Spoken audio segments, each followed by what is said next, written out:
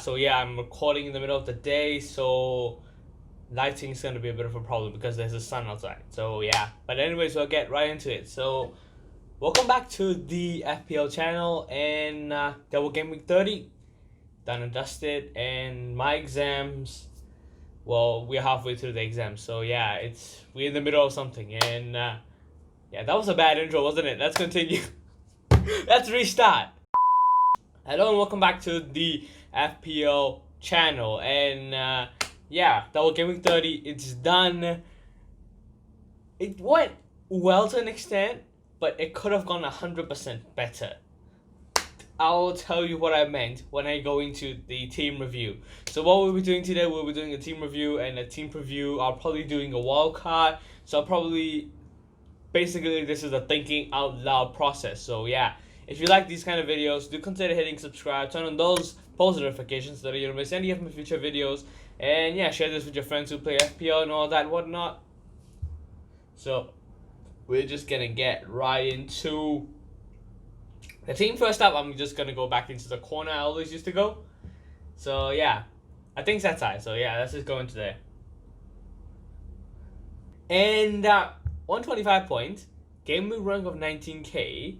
And I'm sitting here going, things could have been a lot better. You must be thinking I'm an absolute twat, won't you? And there's a sole reason why I said that. Martial. Go back to the last video and recall the part that I said Martial versus Pulisic versus Saka. Pulisic scored, Saka got an assist, Martial did nothing. What's the worst part of that is that I had to take money out of Doherty and I had to go to Saiz. Another 5 points. And I had to go James Justin. Well, that was probably because I had the fear factor of Lundstrom. So I just went, you know what? I'm just going to take Lundstrom into the team. And that basically means I could not go Patrick Van Aanholt, which means I had to go James Justin. That costed another 5 to 6 points. In total, that could have been so much better. But fear factor got the better of me in the end of the day, and yeah. But still, it's 125 points. Game rank of 19k. It went superbly well. So you can't just moan about it at the end of the day. You got to take the positives in. You win some, you lose some. So let's just review the entire team, top to bottom. Leno, excellent in the first game. Second game, well, I don't really think the Malpe meant it. But yeah, could have been so much more. Again, it could have kept the clean sheet if you were on the pitch. So you never know. You never know with this. And we go into the back line. Stevens, Lundstrom, Henderson. So the thing with these three is that Sheffield United were really underwhelming. And apart from Henderson, I think Henderson really played well in the first game. Basically, he's the reason why they kept the clean sheet in the first game. In the second game, well, Egan got sent off. Stevens was an absolute clown. I'm telling you, if Stevens didn't have an Irish passport and had curly hair and named David Luiz, my entire timeline on Twitter would be bantering him. Because he has an Irish passport, he gets an easy pass. Fucking hell. So, what happened? They conceded 3 to Newcastle. 3 to fucking Newcastle. Oh my days. They were actually bad that day. Like I was studying here and I had this TV on. I was like, this was the team that was challenging for Europa League spot. Fucking hell, they're terrible. And we're coming up against them next week. So yeah, expect a draw or a loss. And in terms of going to the Liverpool game, they underwhelmed. Again, one of the teams that were doing so well prior to the break, underwhelmed. Trent Alexander-Arnold got a 7. He did have a few free kicks, and he did have 1 or 2 shots on target, I think. So yeah, overall, got the bonus, got the clean sheet in the back. But to be honest, with that ownership, it doesn't really matter. It's just a shield pick. So yeah, we're gonna move on to the front line, and we go straight in to the Manchester United game. Bruno Fernandes, the absolute goddamn legend. Penalty, but he did have like a long shot, which was so close. He set up Martial for a chance, and he was pretty much the center of everything we did. And he was more involved when Pogba came on as well. And that those two gelled well. So I'm expecting more from Bruno. And will I own Pogba? Probably not, because I want to stick with Martial, who looked really underwhelming. He had 2 chances. So one was Lloris's save. Brilliant. Bloody brilliant. I'm just going to admit it.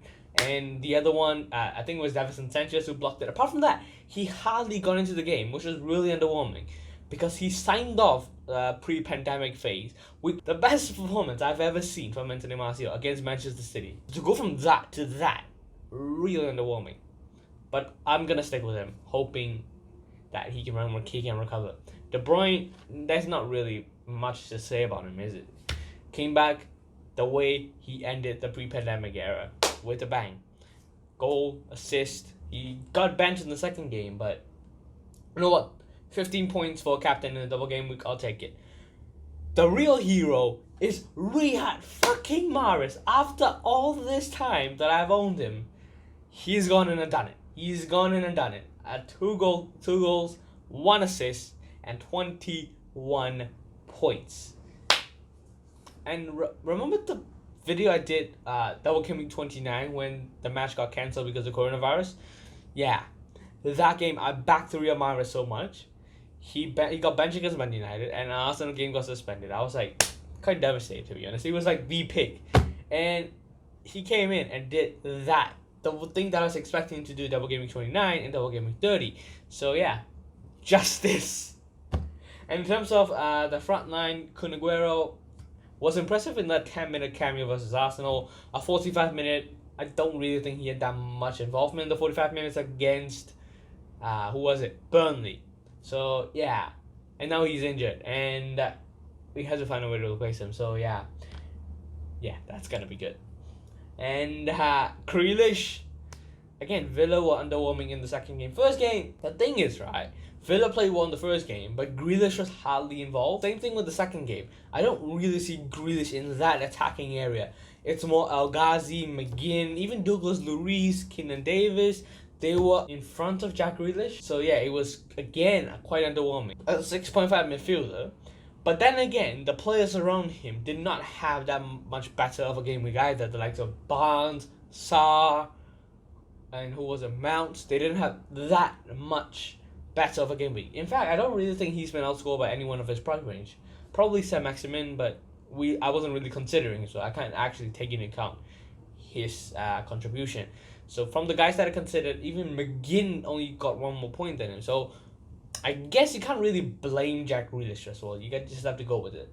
In terms of the front line, Pookie, nostalgia really. I've made peace with the fact that Norwich are going down. I genuinely am convinced, because they were terrible. And moving on to the bench, we have Wolves. This is where the heartbreak starts, because I took out Jimenez and Doherty because of the price issues. Jimenez and Doherty just went and smashed it. Jota and Saiz did absolutely nothing. Well, Jota, by nothing, I mean he was involved as well. He had a lot of shots. He assisted Jimenez as well for that one shot, which was blocked. But he got took off in the 60th minute for Adama Traore. And this is going to be a thing. So he either returns in 60 minutes or he doesn't return at all. And the minutes aren't an issue, because he's going to have a good lot of stats. But the thing is, this was always the plan. I want Jimenez. So, yeah, 1 week I couldn't get him, so I went for Jota. It didn't pay off. You know what? Chin up. We go again. Same thing with Saiz. I couldn't get Doherty. I'm going to get Doherty right now. Chin up. We move on. The one that hurts the most is James Justin. For 89 minutes, he was on a 9-pointer. An extra time, his clean sheet got wiped out. And the worst part is, if he had gotten that 9-pointer, him and Lundstrom would score 14. Egan and Van Aanholt would have 15. So I wouldn't even be talking about Van Aanholt at all. I would just be James Justin. Now, I'm like, fucking hell, it could have been so much more. So yeah, 125 points. I mean, when you think about what could have been, it's not a lot, but it's a lot.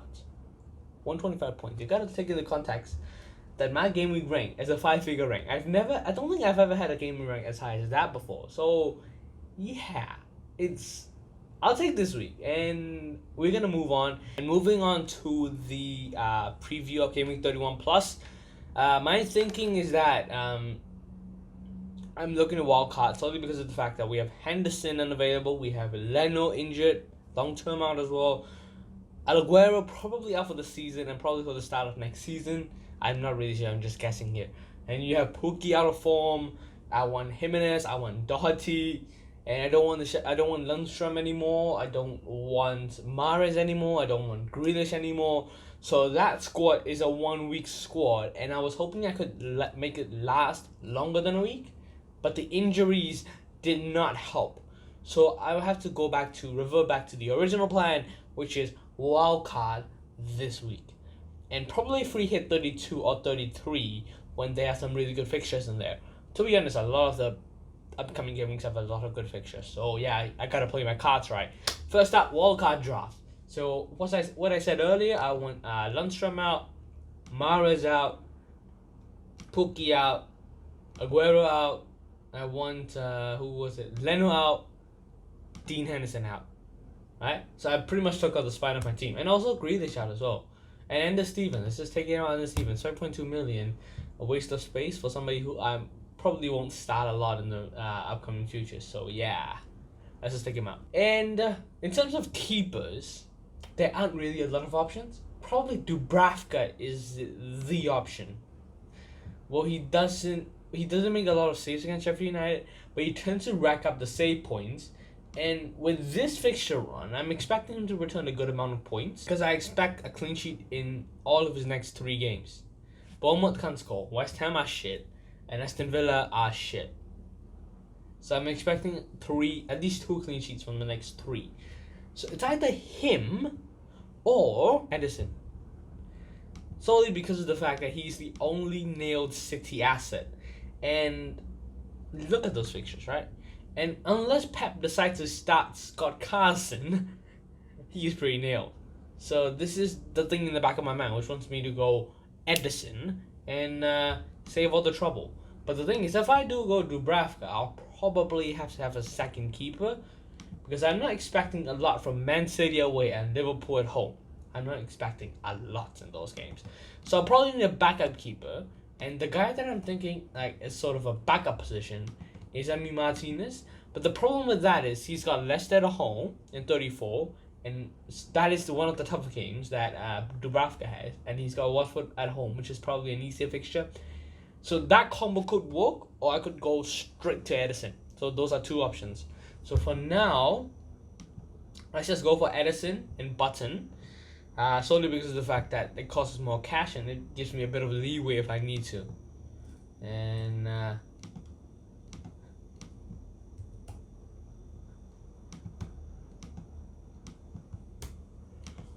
okay, now we have that Edison Button combo set. I gotta go back to the guy that I once said I would pick, but left him out and now I want him again. So that's Doughty and Jimenez. And now I have too many players from Wolves. And it's basically Saïs versus Jota. I'm thinking Jota out solely because of the fact that Saïs has done excellently for me and I'm really biased. So I'll probably go to Saïs. And now I'm looking at a team that has a good spine, that has a good Wolves and Manchester United spine, with a hint of Liverpool and Man City and Leicester. 36 million to spend on an L and a little space in between. So I'm thinking Everton, Norwich at home. Or I could go to a Spurs who has West Ham. And West Ham's left flank, we all know the problem with that. So yeah, let's just do that. And get the guy who plays on the right side, Steven Bergwijn. Did well against us. I really hate this guy. I really hate this guy. But he did well, and he has got a good fixture coming up. West Ham at home. To be honest, this is the only reason I'm picking him, because he is a really good fixture. And there isn't really much of an option left in that price bracket. Probably Richarlison is the only other guy. But the thinking is, I want Calvert-Lewin up top. So let's just get him in there just for the sake of it. And the thinking behind this is Norwich at home. So I'm probably thinking, you know what, Calvert-Lewin, he scored a lot under Ancelotti, and I'm expecting him to get a goal against Norwich. Problem arises after the Norwich game. He's got Leicester at home, Spurs away, Southampton at home, Wolves away. None of them really easy fixtures. And then you move on to 36, which is basically Villa at home, Sheffield United away, Bournemouth at home. The 3 easy fixtures. So I'm not expecting a lot from Calvert-Lewin after this week. And another option I'm thinking of is Abdoulaye Doucouré, because he's got Bournemouth away, Southampton. So the fixtures aren't really good for now. But the fact is, he is number 10 of Watford, and he's got Burnley away. Burnley have a lot of problems with the club. So my thinking process is he is going to get like a good few returns against Burnley, and he might even get a few against Chelsea. You never know. That defense, I don't really trust that defense. Will Rudiger at the back? Yeah, I don't really trust it. So could be another option. Obviously, another option is probably the mainstream option is Alan Saint-Maximin, probably because of these three fixtures: Aston Villa away, Bournemouth at home, West Ham at home. Not Bournemouth away, West Ham at home. Those three are really good for Newcastle, so you could really look to target those three fixtures. So it could work. But my thinking is, this is when Dubravka comes into play. I want Dubravka and an attacker. But there's no really any other attacker at Newcastle, except, our position player. Go listen to the Wolf Pod before the whole pandemic situation happened. I pointed out Matt Ritchie out of position, 5.5 million, 5.3 million. I was hoping he didn't bang. He banged. So the thinking behind this is, right, again, 3 easy fixtures. But the thing is, his attacking output is never really great. But one thing that I like about him is the set pieces. Even though he might not get that many returns, he will still get like a good amount of set pieces, and he's still part of a team that keeps a long clean sheet. But he's a catch. Those were his first returns of the season. So yeah, I'm not really keen on Matt Ritchie. Like, he passes the eye test, but relying on him for attacking returns doesn't really seem nice despite playing out of position. Same thing that happened with Sedebe earlier in the season, I think, right? He was playing out of position, people go for him, but he wasn't really returning that much. So that was the thinking. So that leads me back onto West Ham's left flank and Serge Aurier. So this was pointed out to me by FPL Irons Luke, the guy who watches 15 Premier League years per day. Aurier has the same attacking output as Andy Robertson, 1 goal, 7 assists. So I'm thinking he could come in there and take up that spot. So which leaves me with 17.2, and I'm not picking a third striker in this draft. I'm going Nketiah, going cheap in there. 12.8 million to spend, which leads me onto Sadio Mane. That's my squad. Done. That's done. That's my entire squad. So this is a wildcard draft that I'm going for. But the thing is, I don't really know if I want these type of players. Well, not these type of players. Do I really want these specific players? So let me know in the comments if you do. And yeah, thank you for watching. I'll see you on Twitter. Do follow me, Twitter, Instagram down below. And may your arrows be green again. And this will not be as good as the double game week, but let's hope it's a good one. Okay? So yeah.